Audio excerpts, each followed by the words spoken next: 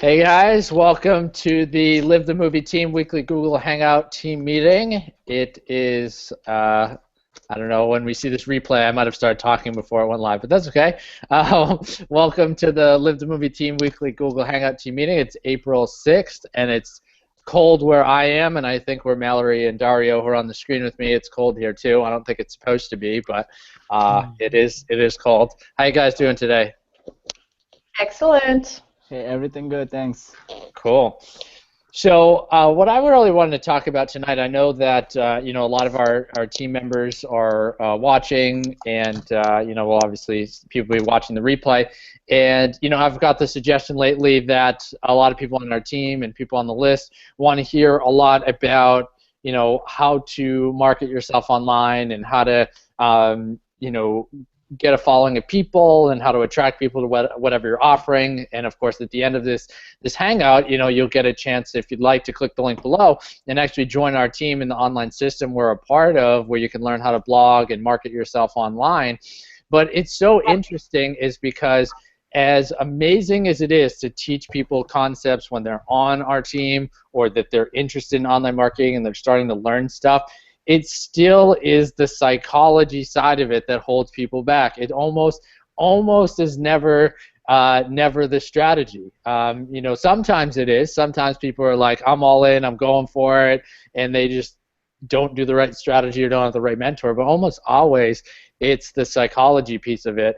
And I'll give my panel here a chance to share because I know they have some things they want to share in a little bit. But for those of you who are here tonight and watching that are on our team or on, one of our lists, my list, Dario, Mallory, Rob, or anyone other leader on our team, one of the things I talked about for this call is how to eliminate inner conflicts, because there are times where this has happened to me, and I'm sure it's happened to everyone on the screen and all of you watching, where you actually do know the principle of, you have to have a crystal clear goal, right? You have to have a crystal clear goal. You need to know exactly what it is. My goal is to make $10,000 this month, or my goal is to lose 5 pounds this month. Whatever it is in the area that you want to improve. The second thing is you have to come up with reasons why. Reasons why of why is this important to you? I want to lose weight, so I have the energy to really participate fully in life and be energetic and excited. I want to make $10,000 this month so I can save money to go on a trip, or I can do all these different things. And if you come up with enough reasons why, you will definitely start to take action. There's one little piece that is actually very related to having a why, but still holds people back, and that's what's called inner conflicts.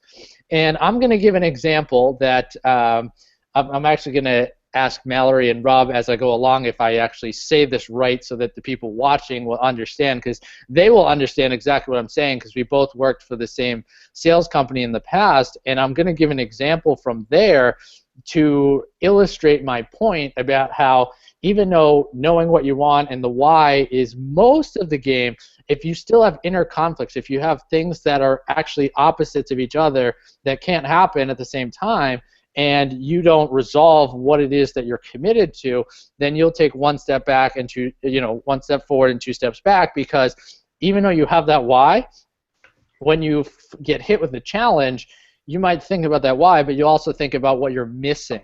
And when we think about the fact that we're missing something, then all of a sudden we don't seem to take as much action. So my example is, again, so the company that we used to work for is called Cutco. And so I'll just use that as the name, so I don't keep saying it's the sales company that we worked for. So with Cutco, I was a sales rep at the time, and one of the things that was happening was when I started, I had a lot of training. My manager and different people really helped me, and I became a top sales rep very quickly. By the time it was the summer, which was the main time for sales reps in that business, because mostly college students sold this household product, and I was an assistant manager in my manager's office, so I had these office shifts. So 3 times a week I went and worked in the office, and the rest of the time I went out to people's houses to go show the product. Well, one of the things that happened was, because I got moved into a leadership role, I started to not have as much accountability for going on my appointments, because I was supposed to be somewhat of a leader. And it was also the summertime, so when I didn't have these structured office shifts, I wanted to go, to the beach, or I wanted to hang out with my friends or hang out with my family. So when it came time to think about, making phone calls or doing different things like that, I'd think about it too much, and then I wouldn't follow through as much as I wanted. So I wasn't getting the results that I wanted, and then all of a sudden my manager started talking about this contest called a push week. Basically what it is it's a 2-week contest in the summer where all the sales reps for those 2 weeks do nothing but sell all day long. They come into the office for a morning meeting, they make phone calls, they do appointments basically from 9 a.m. to like 7 p.m., come back to the office and make some more phone calls, and then do that every day for 2 to 2.5 weeks. And what's interesting was I was literally struggling to hit my minimum goal of $500 a week and do 3 to 5 demos around my office shifts. And then all of a sudden this contest came, and I committed to it ahead of time, and I just did what I said I was going to do, and I went for it. And I actually didn't hit my goal, which was to sell $10,000 of the products in 2 weeks, but I sold $8,000. I fully committed. I did what I was supposed to do every day. It didn't quite work out, but I was totally excited and fulfilled because I overcame fears and just really went for it. But the point of the story related to inner conflicts is the reason it worked was because the whole idea in my head of, I'd rather hang out with family, or, I'd rather go to the beach or sit by the pool, or all those thoughts I had on all those other weeks didn't happen because I made the commitment ahead of time to say, I'm going to commit for this for 2 weeks. The only thing I'm going to pay attention to is work, work, work for 2 weeks, but I am going to get the reward because I'm going to focus on a specific goal, and I have all my reasons why, which were things like I was going to go on a trip and donate some money to a charity, and even though I didn't hit my numerical goal, I actually was able to do all the things on my goal sheet. And it became so easy. It was actually easier to sell $8,000 in 2 weeks than it was to sell $500 in a week every other week of the summer, even though the goal was much lower, because I didn't have those inner conflicts that would come up when it's like saying, oh, do I want a phone? Do I want to do the mechanics of the business? I was just thinking, this is what I need to do. So how am I doing telling this story so far, guys? That's perfect. Because it's just that clear goal that you had, and you had a plan for it, and you actually had accountability with it, and you held yourself accountable because you just decided that that's what you were going to do. So just the clear vision got rid of the inner conflict for those 2 weeks because you had other people doing it along with you, but you just knew that you were going to go for it, and that was it, and you just committed and you went all out.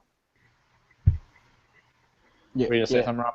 Yeah, I also think that because of the reason, it's really important. I remember the book Compound Effect. I know Rob read it, and I don't know who else read it, but he had a part in the book where he said when he mentioned about 2 buildings, and the other one across from the other building was burning. So he said, "What would you do? There's people in there. What would you do?" And later he said, "What if?"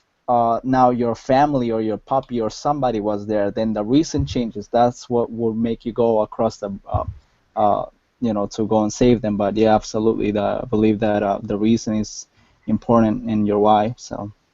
Cool. Yep. Were you gonna say something, Rob? Yeah, I was just gonna say, I think you becoming aware that there was something inside of you that was preventing you from taking the next step forward is probably the most important part, because there's Joe Vitale calls them counter intentions, or what was the word you used? Inner conflict. Inner conflict, counter intention. Yeah, same thing.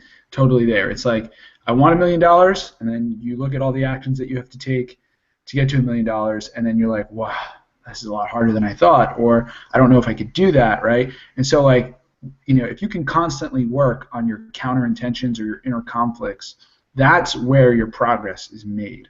That's where the progress happens. It's when you're focused on those blocks, right? You're just trying to move the needle on each one. You just move the needle on each one.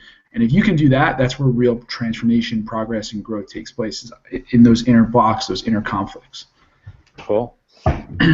Awesome. So, yeah, I'm gonna share one more story, which is more of a kind of global story about my own values, which will kind of relate to it. And then if anyone has, anything else to share in terms of, looking at inner conflicts, is so, in a lot of my posts on Facebook and on my email list and different things like that, I talk a lot about my 5 biggest values, and I talk about, family, love, freedom, travel, and like personal development and leadership as a 5th one. Now, what's interesting is in the process of achieving some of those, others of those can be in conflict. So I'll give you a perfect example, right? So when I started this, I wanted to work really hard so that I could make enough money so that my wife and I would be able to go travel around. That's what we wanted to do. And we were able to do that from this past June until February. Now, another value that we have besides travel is also family, right? So on one hand, we also wanted to start a family soon, but we also wanted to be near our family because I love hanging out with my parents, my brother. Like 95% of my family, like extended family, and my wife's extended family live in Boston. Like I have one aunt and uncle that live in North Carolina, and everyone else lives in Boston. So even though we have that value of travel, and even so much to say full-time travel, because I'd love to, we'd love to do that. We also have that value of family, and that's really important. So now there's this conflict, right? And then many of you might know this that are on our team or have been following us for a while, that my wife and I are having our first child next month, right? So now you have a concept where it's like, obviously family has to take a priority, but how do you also not give up your other values completely? And because they're in conflict, it's like, how do you still meet all of your values so that you can be in the best position possible? So we kind of looked at it and we said, well, not only do we have to put the baby first, but also it's actually very important to me that the baby does have a good relationship with the grandparents, like my parents and my wife's parents. So we want to be around a decent amount. So how is that going to work out? And then also we have this desire to travel. So instead of looking at our values kind of like, A, B, C, D, E, and there's only one way of achieving those outcomes, we kind of took a hybrid look at it, right? So how are we able to spend a lot of time with our family, put the baby first, but also still be able to do these other things? So from that thought process, we were able to come up with a hybrid answer. We also wanted to spend a lot of time in warm weather. We like the beach. We like different stuff like that. So because we thought of that, what did we end up doing? We just got an apartment that we're moving into next week that is in Rockport, that's 0.8 miles from the beach. That's where we're going to be living. And it's like, well, Eric, if you decide you're going to live in Boston, why not get a house? Well, the apartment is really nice, but it's also really cheap, because one of the reasons people stay in a stable place and then can't travel as much is because someone doesn't have an unlimited amount of money, right? So we got the cheapest / nicest apartment we could find that fulfilled our needs. That was also near the beach, which was somewhere nice that we could go to. So during the summer months, our only planned trip is for wherever our next event is. So we're going to be able to put the baby first. The grandparents are going to be able to see the kids. We're going to get to go to the beach every day, and we have one trip planned so that we can enjoy that as well.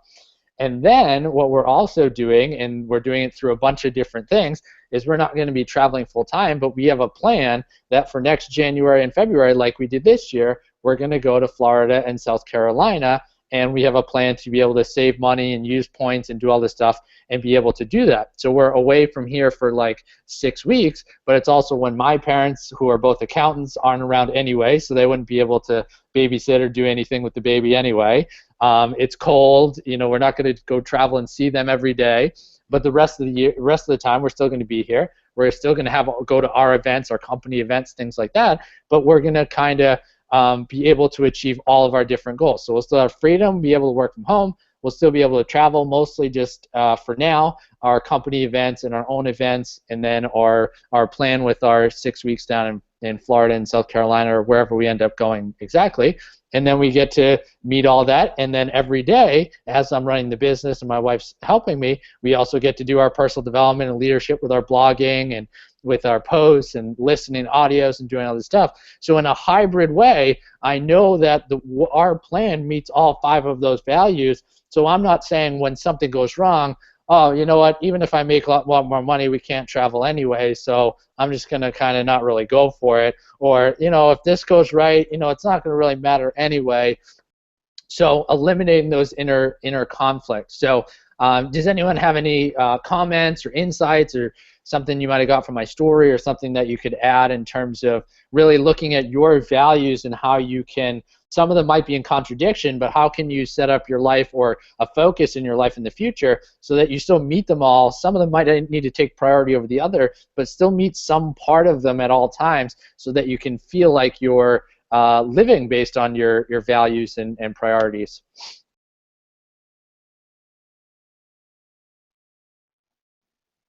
Anyone? Yeah, I'll jump in real quick. That was a great example of how, right when you said family, love, freedom, travel, I was like, immediately when you said those core values, I was like, yeah, family and travel conflict because your family's in one spot up in the north of Boston in Massachusetts, and if you have a passion for traveling but you want to spend time with family too, it's like, how do those go along with each other? So for me, I have family as a huge, my number one value for sure, and then personal development's another one of mine. Gratitude and love is another one of mine too. And then freedom, and I didn't write down travel because it is something that I'm interested in, but right now those 4 things are just my, at the core of who I am, is what I really care about at the time.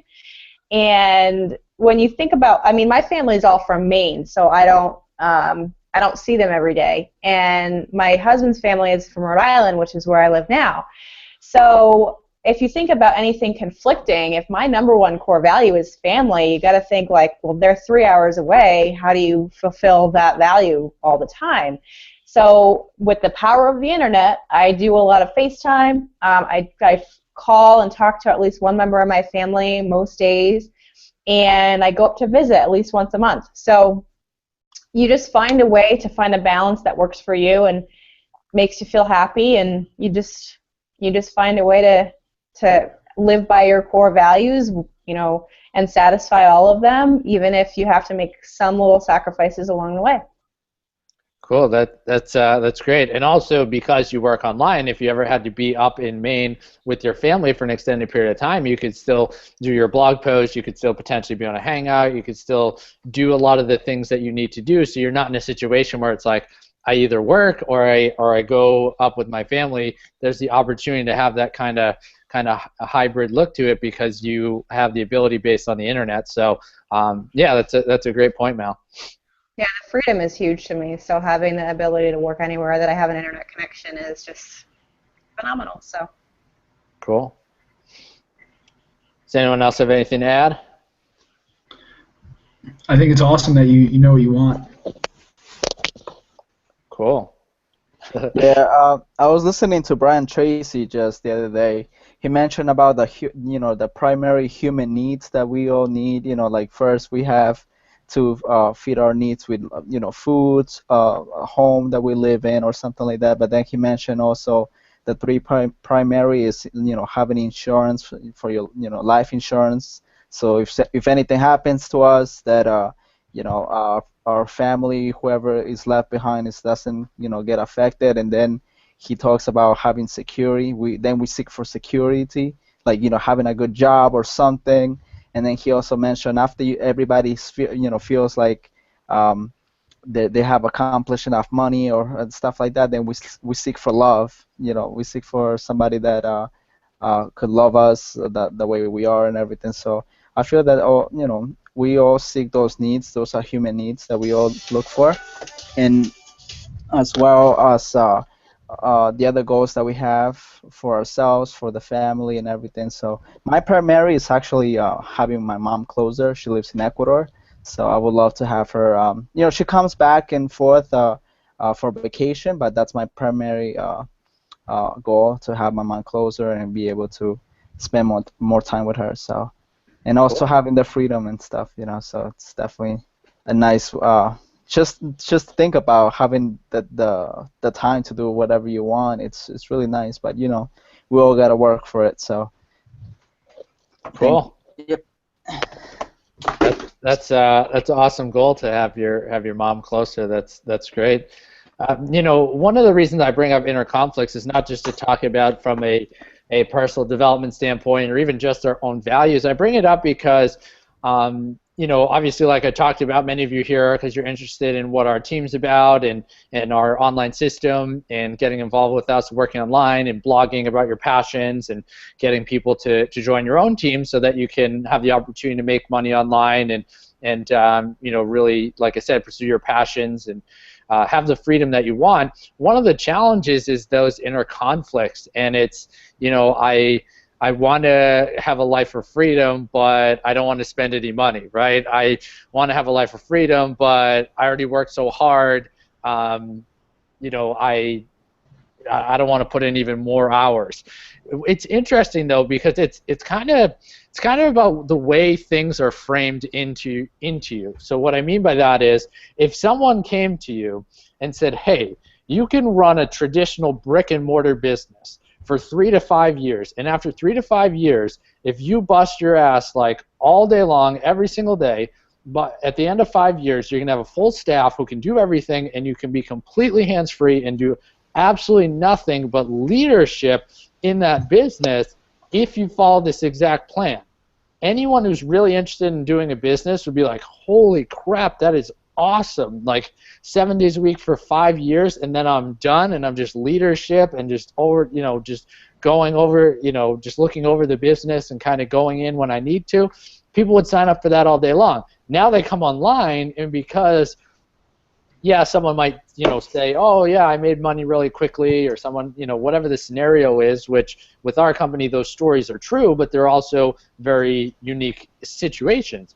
And my point being is that same person who would take 5 years and work 7 days a week in a brick and mortar business to never have to really work again might not give 5 minutes online to be able to start making some money and give some freedom. So the way I kind of look at it is I kind of say to myself, how is it even possible that I wouldn't be willing to give myself in a business here working 2 or 3 hours a day? I work more than that because it's related to other things I'm doing, but the actual activities related to the system, a couple hours a day for the next 5 years to be able to create complete financial freedom, to be able to do whatever I want and not worry about anything else related to money.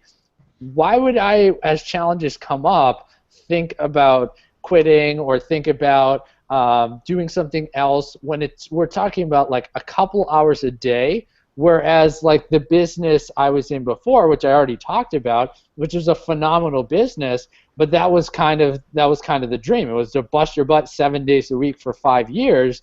And if you did that and you did it correctly and you got the results, then you could be in more of a leadership role where your business, your office kind of ran itself.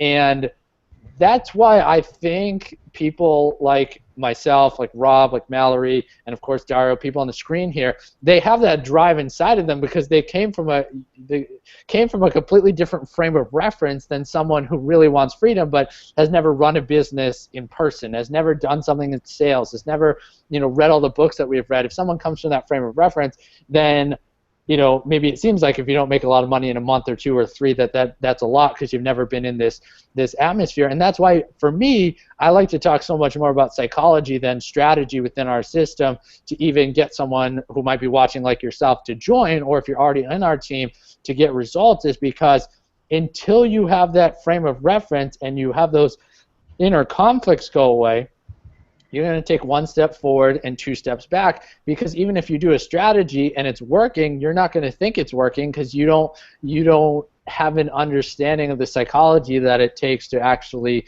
succeed at anything related to business. This business is so similar to what me and some of the panel members did in person. There's a metaphor related to all of it, and because of that, we can think about that, whereas someone who's new really doesn't have that frame of reference, and that's why, as a leader on our team, I'm constantly talking about this stuff. I'm constantly talking about the psychology, the inner conflicts, your values, your why. That stuff's so important, because when you have that in place, you can go get the strategy. I'll give you a great example, right?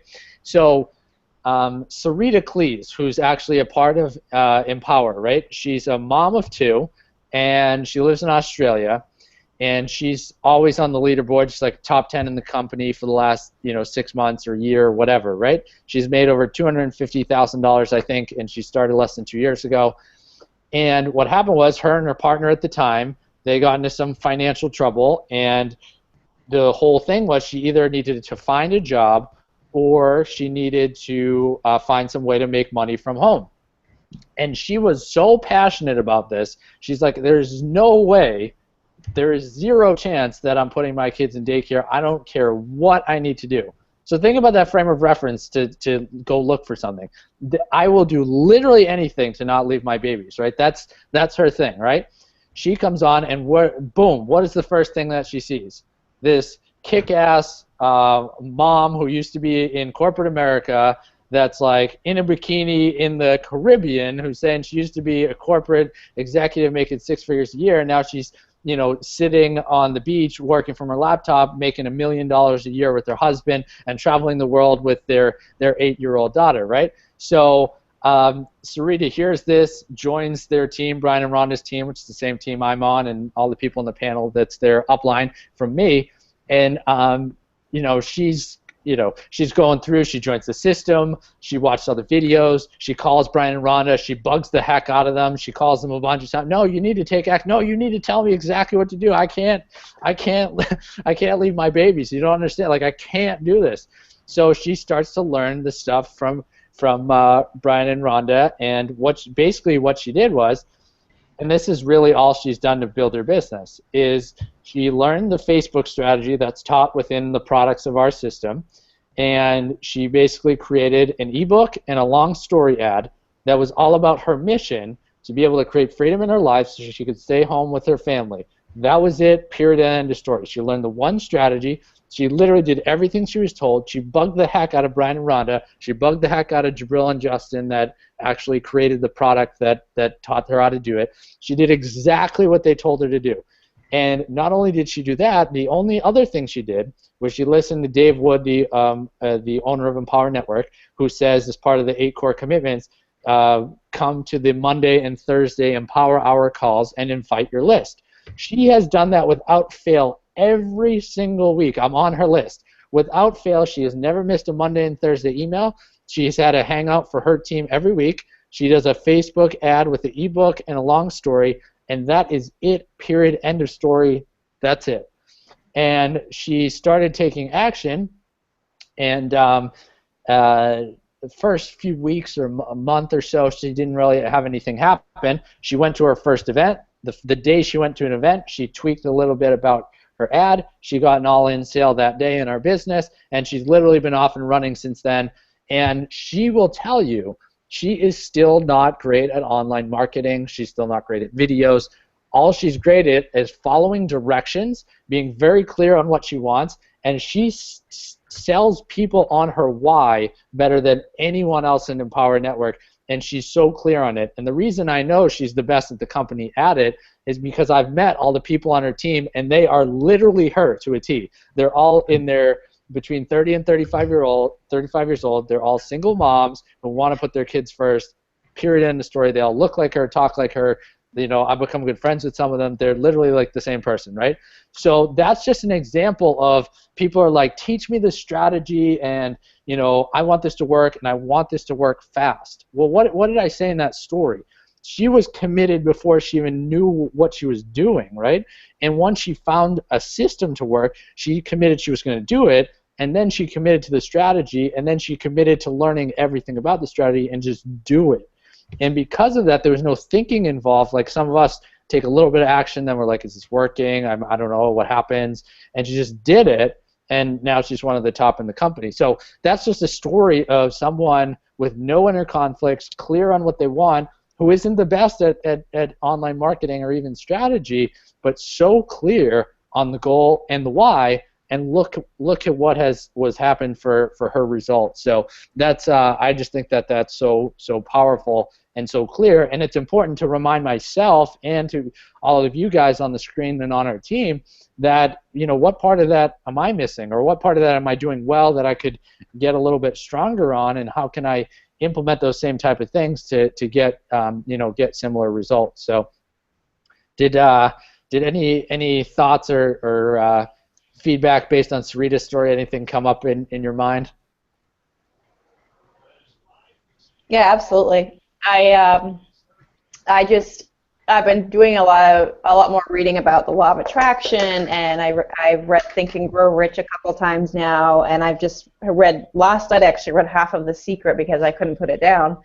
And I'd read it before, which is kind of funny. But what I got from, actually, that's funny that you're telling this story about Sarita. She was the host of the call this past Monday, and her story of the precision and how clear her vision was is all it took for her to take the action necessary. She was going to stop at nothing until she accomplished what she wanted to accomplish, and it just goes to show you how a clear vision of what you really, really want deep down, your deepest desires, what that can do for you to achieve your goal. And there's an analogy that I used today in a blog post where let's say you're taking a road trip across the country from Maine to California, and you're going out to visit a friend in California, and for some reason the friend didn't send you their address, but you just head out, hit the road because you know in the general direction where California is.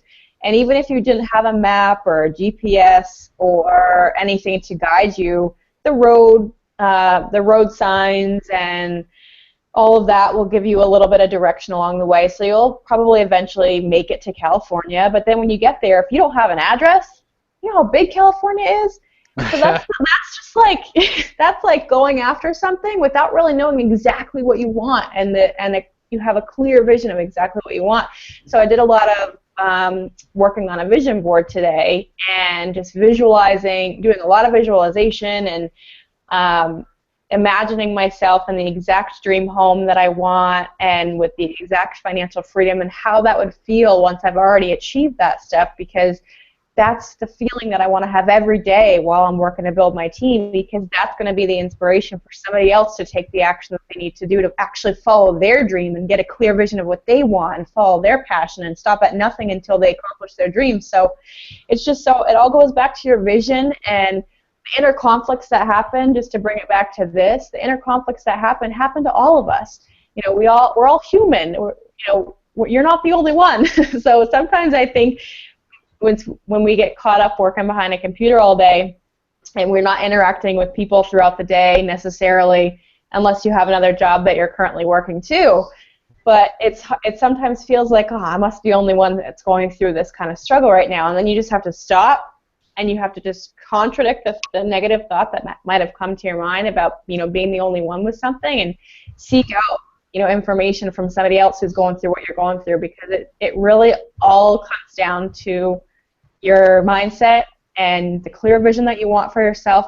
Because if you're going to a destination in California and you have an address, you're going to get there. If you don't have an address, you're never going to find it. So it all goes back to having a clear vision and a dream for yourself. Cool. Yeah, I'd like to add something there. Go for it. Yeah, I definitely agree. Sarita's like vision, her whole theme, it's definitely like they're all single moms or moms, or mums as they call them. Anyways, I think there's a big takeaway there, and this is attraction marketing. You attract people that you share your vision or brand with, and if you have an identity as to what your mission is and it's strong, people will follow you. And I think that's definitely the takeaway for sure. And she'll definitely be a $1 million ring earner in the not too distant future. And she's definitely like on pace, and that's really cool. Yeah, it's awesome. What's interesting is that one of the issues is that most people are interested, right? They're interested in making some money. They're interested in having a better life, but only if it's convenient, right? If they don't have to work too hard. They have rules, right? If I could do this, but I don't have to do that, then I'll do it. Otherwise, I don't want to, I don't want to, try too hard. It's interesting. I've over the last bunch of years, I've invited some people to go to events with me, or I've sent other people to events. Not because I think that someone's like, oh, I sent them to an event because they're, I'm trying to tell them that they're in a terrible place and they should change their life, right? No, it's because I think it would be beneficial, right? But it's interesting that the people that I've sent or gone with to events that have got the most out of it, it was actually already decided beforehand. Any person that I've sent to an event or gone with, I've always got the most out of because I already decided beforehand.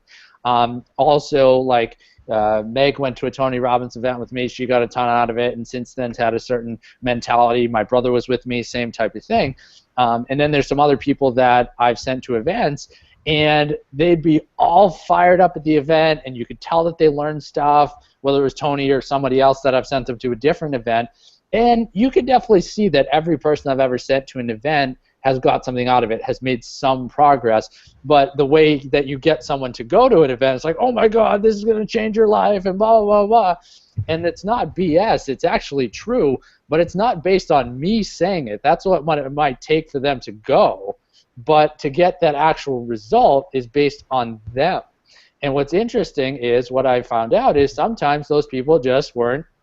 They were interested, right? But they weren't committed. It was entertaining. They got some ideas, but it didn't create this why within them or really get them to the next level.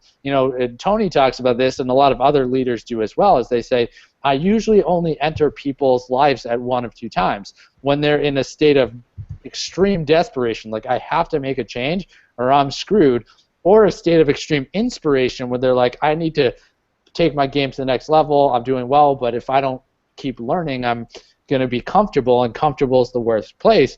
And that's what he talks about is that level of comfort. And there was one story I wanted to share related to that real quick, and then if you guys have anything else you wanted to share, is Tony actually tells a story on his audio tapes, and it's actually a very famous story. I've actually met one of my former managers today from my old business, and he remembers this story as well from Tony's tapes. And one of the things that he talks about is he was watching TV one time like 20 years ago, and this psychologist was having this show where he told people he could cure them of their phobias in like 5 seconds by doing some crazy move or whatever. So there was this guy who was afraid of snakes, and he has him on the stage, and he gets a plastic snake, and he goes, oh, he says some weird thing, and then he bops him on the head, and he's like, so, are you afraid of this snake? And the guy's like, no, not really. And he's like, all right, well, da, da, da, and he hits him over the head again, and he's like, all right, are you afraid of this snake? He's like, I don't know, like, not really. And the guy starts to like freak out, the psychologist, and he's like, I think there's something wrong with this guy. Let's go to a commercial and we'll come back, right? So Tony's watching this and he's like, oh, geez, this guy, what is he doing? So they come back from a commercial and they have a woman come on who's actually afraid of ladders. She's afraid of heights. So he's like, all right, he's going to do the same move again and get this woman to go up the ladder or whatever. So he does his move and like taps her on the head or whatever. And then all of a sudden she goes over the ladder. She puts one foot up, then she puts the other foot up. She hesitates for a second. She goes up to the third step, and then everybody cheers in the crowd, and then she comes back down. And they're like, wow, you did an amazing job, like, great job, saying to the psychologist, oh my God, you convinced her to go up to the third step, like, what did you do? And he's like, well, I think my move really worked on her, and blah, blah, blah, blah. And say, well, why don't we ask her, what do you think? Well, and she goes, well, my husband told me if I got to the third step of the ladder, he'd buy me a $500 purse. So if you follow the point of that, her why was that she wasn't afraid of heights anymore because she was all she was thinking about was that she was going to get the purse. So the psychologist literally didn't do anything. It was that her husband had convinced her if she goes up 3 steps that she would get a $500 purse, and the pain or whatever you want to call it of going up the steps and being afraid of it went away because the why was so big. So it's just interesting. I know it's a funny story and it's not necessarily related to a goal, but it really is. If you have a why, you'll do anything. You'll do something like that. You'll overcome a phobia because the result that you'll get by doing that is so powerful. And I love that story because it had nothing to do with the psychologist that was trying to help the guy or the woman. So just really realizing that having those reasons really is the most important thing. And I know Dario was talking about the whole concept of like, oh, there's a burning building, are you going to go save the people? Oh no, well, it's your family in there, you're going to go save the people. That whole concept. And of course, you're not going to be in those extreme situations. So I actually talk about this in our academy in one of the sections, but the key to succeeding at a high level, you can succeed at a level that meets your own needs, maybe financially or some level of success. You can do that just by being in a tough place and just doing whatever it takes to get out of it, or you could be inspired for a period of time and actually get to a certain level. If you really want to get to the level of the Tony Robbins, Richard Branson's, not necessarily the money, but just their way of thinking, the Mark Zuckerbergs, the whoever you want to talk about, I would even throw Brian and Rhonda in that category, is because once your needs are met, right, you have all the money you need, everything set up for you, what keeps you going? And we always talk about we do everything we do to avoid pain and hopefully gain some pleasure, which is kind of, you could also look at inspiration or desperation. So to actually succeed at a higher level, like beyond yourself, after you've reached the level of success to meet your own needs, is you actually have to add desperation to your inspiration. But what I mean by that is you have to literally make up something in your head that is so painful if you don't keep following through on your goal and your mission. So I'll give you the example using our sponsors, Brian and Rhonda. So Brian and Rhonda make 7 figures a year right now. They don't own a house, they don't own a car, they don't own a phone. So their bills really aren't that high, and they make 7 figures a year. They travel around the world. So they're pretty much set, right? So if they wanted to, they could just travel the world for the rest of forever, let their businesses that they do run, get the residual income, and they'd be fine. But they're here for a reason and a purpose and a mission. So when something goes wrong and you're a millionaire, you can say, you know what? My team's driving me crazy. These customers are driving me nuts. Like, I'm doing this for them. I'm not doing this for me. I can just go sit on the beach and be fine. Like, why am I going to deal with this crap? Like, this is just a joke, right? You could say that, but if you have a mission to say, you know what? I was once in the place these people I'm trying to help are in. I'm doing this for them because I want to leave a legacy. I want to leave a mission. If I don't follow through in the actions I decide I'm going to do today, yeah, I'm going to be fine financially, but how's my soul going to feel? How's my spirit going to feel that just because I have the money that I need, I'm not going to follow through in the actions that I decide I want to do because I have a mission and I want to make a true difference. And they're a couple and a family that has mastered that concept of adding desperation to your inspiration. But the problem most people have is we only do things when it's tangible. I have no money in the bank account. I literally have to figure out how to get by, right? Everybody will take action then. Or you go to an event and you're inspired for a little while and you take action. But if you really want to get to the next level, it's all in your own head. Is you're inspired, you get to a certain level, but to get to that next level, you have to add desperation to not following through on the actions towards the mission in your life. That's the only way you're going to follow through on anything like that. Regardless of who you like politically, Hillary, Trump, any of these guys, they're working 7 days a week. They're all financially free. They're working 7 days a week, all day long to be able to achieve this position. Yeah, there might be some ego that's part of it. I'm sure there is. But you think of any person that has hundreds of millions or billions of dollars that's going to give up 7 days a week, all day long, potentially for 9 years, the year of running and the 8 years they could be in office, just for themselves? I don't think that's even possible. So you have to have a mission that has some involved in contribution beyond yourself. Otherwise, you're going to say, this is just too much effort. What is the point? I already got everything I need. So that's just a very, very important concept. And that's something very, very few people have come anywhere close to mastering. And that's what gets that small group of people to actually achieve those amazing results. So anyone have anything to add to that? I think I would add, I think, a lot of people look at, these people and what they're doing and would question, like, why are they doing this?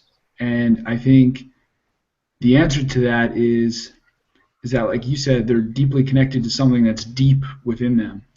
And I think that is like, if you want to look at the difference between like the top 5% of people and the top 1% of people and that distinction, it's probably that. It's like they have something so deep that's like burning, like inside of them. Like it's just like it's burning, and they just don't stop. And it's not necessarily easy to get, but they have something that's deep inside them that they want to make a difference for others in some capacity. And so I think that's a big differentiating factor. Absolutely. I think the answer to the why they doing all this stuff and all these people are achieving a lot of success, it's why not? Why not achieve as much you can do? Like when Jim Rohn mentions all that stuff, he says, why not do it all when you can while you're still living? So that's why that's the burning desire that you could, as a team like myself, I have, is why not achieve as much that I can while I'm still young, while I'm still living, and why not increase the knowledge that I can gain, but just having discipline and learning all this stuff that could help me in the future, and also as well as the bad stuff that could also hurt me and stuff like that. So why not? Why not do it all when you can? Totally agree. Did you have something to say, Mel? Yeah, I was just going to add that I wrote down, I don't remember what you were talking about, but I just wrote down, when the student is ready, the teacher will appear. And it's something I heard, I think it was on an audio that I was listening to the other day. But that's a really powerful statement, because if you're watching this, you aren't part of Empower, maybe you are part of Empower and you're watching it as somebody that just joined the team, you had said that, when you go to an event like a Tony Robbins event and you expect to get something out of it, that's when you're going to get something out of it. So if you're watching this, it's, you're probably not watching this from a standpoint of, I don't agree with anything they're saying, or I'm not going to learn something from what they're saying, I'm just going to keep doing my own thing, or else you probably wouldn't still be watching this audio or this video. So it's just a fact of, when you want to learn something, you will learn it. And when you have a deep-rooted, like Rob said, a deep-rooted desire to achieve something, there is nothing that will stand in your way, and the how will just appear for you, and you will somehow find a way to accomplish the outcome you want to accomplish. It might not even be how you expect to accomplish it, but if you have that deep burning desire, that's deep rooted, and you have this vision for yourself and for your dream lifestyle, there's nothing that can stop you and hold you back. And Eric's quote I've been referring back to a lot this week is, you are always the answer, and nobody can earn the success for you. You have to do it yourself, and you have the ability to do it yourself. You just have to unlock the answers inside of you by, first of all, having clear vision, but also learning from other people who have succeeded in the area of life that you want to succeed too. I'm fired up. If I wasn't on the team, I'd click the button now. That's awesome. Yeah, so I'm fired up. But yeah, if you're watching this and you are someone that is committed to establishing a why, you might not know it for sure right now, but you have a vision of something you want to accomplish in your life, whether it's putting your family first or freedom or whatever it is to you, I encourage you to click the link below and join our team. We have a lot of fun. We have these meetings each week. We have events every 90 to 120 days, and we really enjoy helping each other succeed. And I know we've spent almost the entire call, and we got 10 minutes left, talking about the psychology and overcoming the inner conflicts. Here's what I can tell you. If you join and you come on these calls and you learn stuff from us about the psychology and the different stuff that we're learning, you're going to be able to establish a why and really hone in on that. And then as far as strategy, there is ample strategy within the products that we represent. There is strategies on every type of marketing online, blogging, YouTube, Facebook, Instagram, and those are all just vehicles to get your message out there. As soon as you are clear on your reason why, you could pick a strategy and take action. You know, there's different names for people in different situations. We used to call them in the company that Mallory and Rob and I used to work for. I don't know if they used the same name, but I used to call them vector groupies. They were people that would literally just do like one appointment each week so that we weren't legally allowed to kick them off the team, but they also didn't really do anything. They would just do an appointment so that they would be allowed to come to the team meeting and kind of hang out and get the excitement of the group and the positivity and all that. And you know, the same thing does happen in the seminar world. They're called seminar junkies, right? People that go from seminar to seminar, they know literally everything that all the people teach, and then it's like, well, how much money have you made online? Oh, I haven't started yet. I got to learn it. I got to learn to go to all these seminars. And you know, unfortunately, the same thing with our business. Not so much on our team. People are pretty good at taking action, but in general, there are people that until they establish that why, until they're willing to share their story, until they're willing to put themselves out there and get rid of those inner conflicts, no matter what strategy they go after, they're not going to fully put their heart behind it and execute. If that is in place, like I said, there are ample strategies, and all you need to do is really execute. Pretty much all you have to do is have a blog that you blog on a regular basis. Our entire company is based on a blog. So people that have time do it every day. People that are a little bit more busy, maybe 2 or 3 times a week. You blog 2 or 3 times a week or every day. You email that out to your list that you have. You pick 1 or 2 other social media areas which you do to attract people to you. They get on your list. They hear about our system. They read your blog posts, and when they're ready, like when the student is ready, the teacher appears. You're the teacher. They connect with you. They join the team, and that's the whole business. Other than actually being a part of these hangouts, being a part of our team, coming to our events, that's it. That's all there is to it, and it's a little bit more complicated in terms of the little strategies, but as far as overall the big pillars, that's it. So if you can just make a commitment to figuring out your why and be willing to learn from us and our mentors within the system, you can make this happen, and I definitely encourage you to click the link below and join our team. So that's what I got. If any of you guys want to reiterate that or have something specific to share, you can go ahead. Thanks for joining. Thanks for tuning in. Our door's always open, and we would love for you to continue to follow us and continue to grow with us.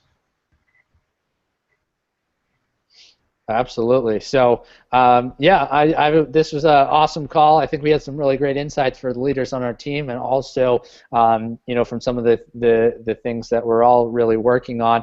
I know for myself, I've got some cool things I'm working on. I've been split testing different Facebook ads. So I've been doing what's called a long story ad. I've been doing an ebook ad. I've been doing a video ad. And what I'm really what I'm also doing now is it's run through Facebook, but I'm actually doing Instagram ads, but you actually pay to run ads on Instagram. And one of the reasons I'm doing it, and I'm going to kind of split test it, and it might be something we talk about on next week's call or the week after, but one of the reasons I'm doing it is because not as many people are advertising on Instagram, so depending on how good your ad is, you might be able to get people to look at it for a lower dollar amount. And the other thing is,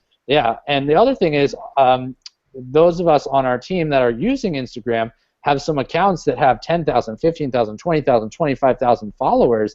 And if you think about it, one of the things that sometimes people do, and I do this too sometimes, is you see an ad come through your Facebook feed, and one of the things I'll do is I'll click through the person's name instead of on the objective that they want, and I'll go check out their page.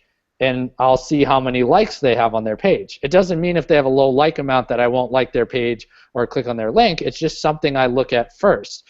And what I was thinking about is I said, wow, all of us have accounts that have 10, 15, 20, 25,000 followers. So if I run an ad through Facebook but on Instagram, and the cost is less per person, if I run a good ad, and then if some people click on my name instead of clicking on my ad to go over and download the free ebook, and they see that my account has 25,000 followers, well, they might just follow my page and go from that link. They might just see one of my other posts in the link. So I'm working on that because I think if that becomes something that we can master, then we can actually make a training for it for our team and actually share that with people. Yo, Erica, one thing I was going to say is the Facebook shareholders have gruntled that Instagram was not creating revenue through ads.